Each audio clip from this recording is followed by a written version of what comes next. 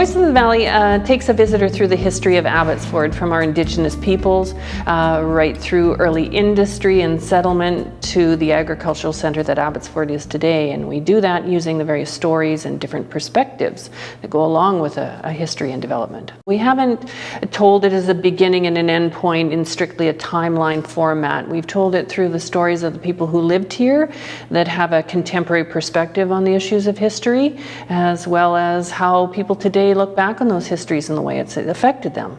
There are events and stories and feelings and conflicting opinions about aspects of history, and we try to explore all of those.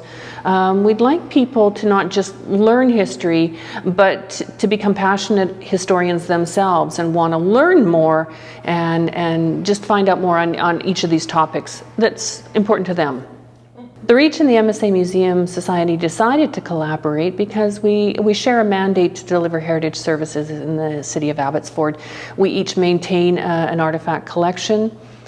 We each maintain an archival collection. Each staff member has done work within the community, reaching out to stakeholders and collecting that history.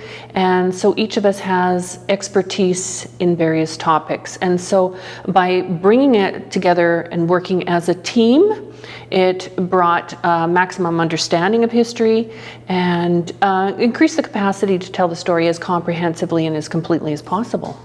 The exhibition has been really well received by the community. All through the development of the exhibition, we were very focused on providing the best possible project in support of the new curriculum.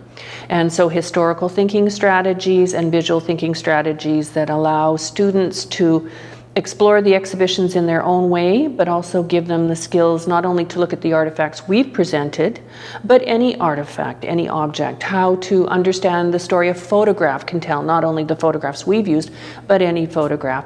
And so having the teachers visit and use our online resources has been very rewarding.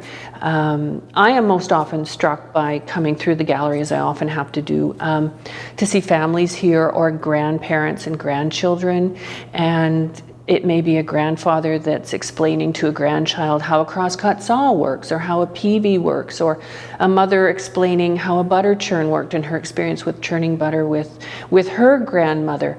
And so that's adding stories to the stories that we've already told here in a really personal way for those families. So seeing it benefit the community as a resource, a starting point to begin to share their own personal stories, is very exciting.